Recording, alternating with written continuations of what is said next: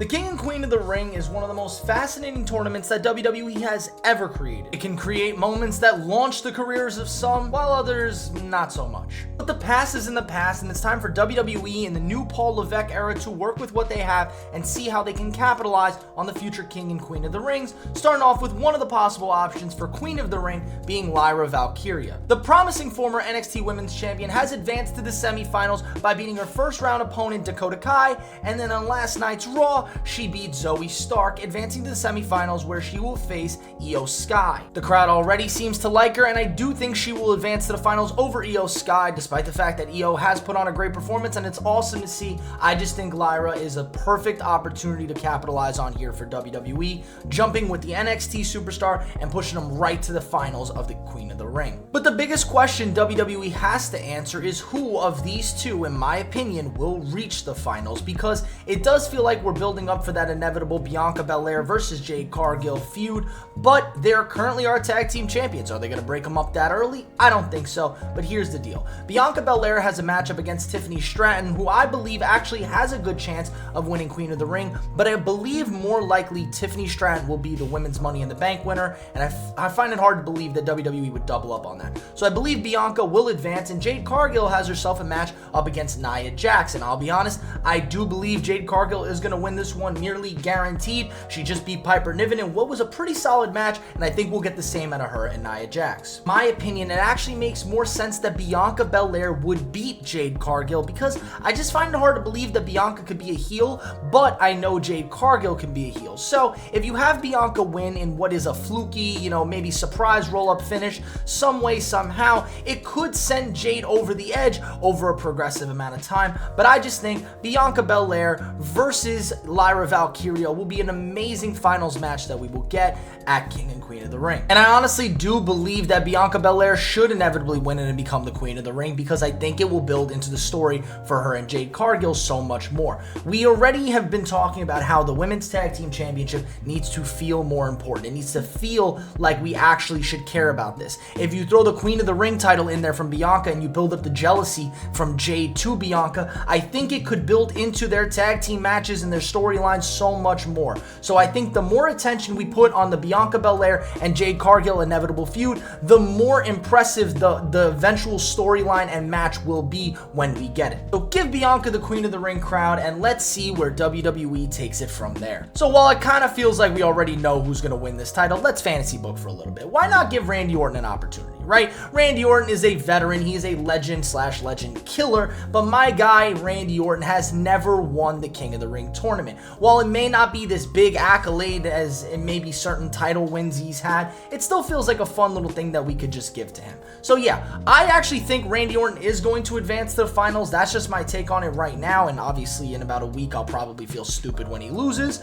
But seriously, I think Randy Orton versus Gunther is a big time money match that they're not going to want to miss at Saudi Arabia. So yes, I think we'll get Randy Orton versus Gunther, and why the hell not? Have Randy beat Gunther. Could be a lot of fun. The match itself is going to be great either way. I do believe Gunther is actually going to win that, but yeah, Randy Orton and the King of the Ring could be a lot of fun. And then dude, we could get the Yeet King. I'm not kidding. There's actually a possibility nowadays thinking about it, because I thought Ilya Dragunov was beating Jey Uso. I kept saying no way Jey Uso was going to win this all, because Drew McIntyre was actually supposed to be in his position, but WWE recently confirmed that they knew about Drew McIntyre's injury prior to scheduling the King of the Ring and Queen of the Ring brackets. So they actually knew they were going to put Jey Uso in there. So maybe that throws off my head for a spin. But yeah, maybe Jey Uso does end up beating Gunther and becoming King of the Ring. I don't know. I find it a little bit hard to believe that WWE would do a King of the Ring and Queen of the Ring and make them both baby faces. So I'm going to say Jey is not going to win it, but it could be a lot of fun. Yeah, let's talk about the megastar for a second, shall we? How fun would it be to have LA Knight win it? Now, I don't think it's going to happen, honestly, because first of all, I think WWE wants to take a King of the Ring and a Queen of the Ring and do one baby face, one heel, and then one from Raw and one from SmackDown. So I do have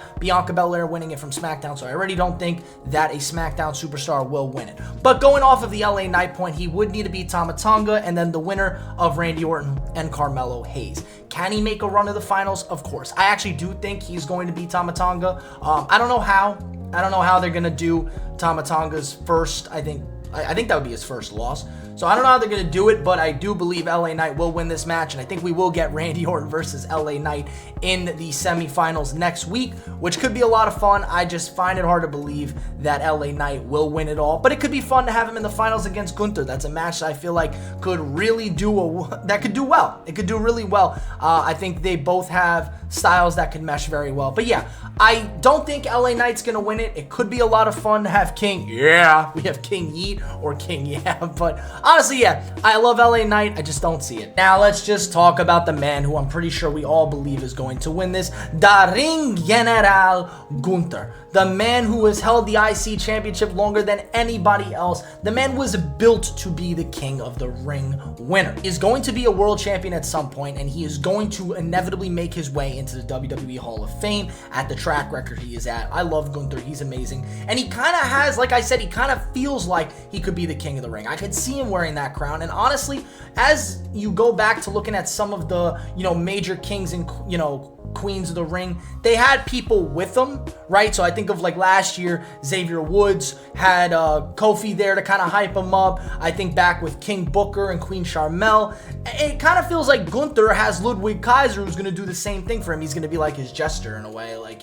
always hyping him up. He's always going to be hyping up the King of the Ring. And listen, dude, Gunther is somebody I think could actually do something amazing with the King of the Ring. He can earn opportunity after opportunity after opportunity because of how dominant of a force he has been. So if he wins it, I trust that WWE knows how to book this King of the Ring versus a lot of people in the past I feel like they've been 50-50 with, right? Like, listen, I love Xavier Woods, and I love that WWE gave him the thing that he's always wanted, which was to be the King of the Ring, but I just felt like WWE didn't know how to book a babyface King of the Ring as Xavier Woods was. But here we have Gunther, somebody I think it's going to be so easy to push him into the world title scene. They just got to get through everything with Drew McIntyre, CM Punk, and Damian Priest, and inevitably, let's get Gunther as the next world champion. I'm not sure when, but let's do it, please. So King Gunther and Queen Bianca, and when we inevitably get the finalization of the King and Queen of the Ring, I will make a video detailing what I think their reigns will look like. If you guys enjoyed this, make sure to like, comment, and subscribe. Let me know down below who you think will be the King and Queen of the Ring. Thank you guys for watching this. I'll catch you guys in the next one. Peace.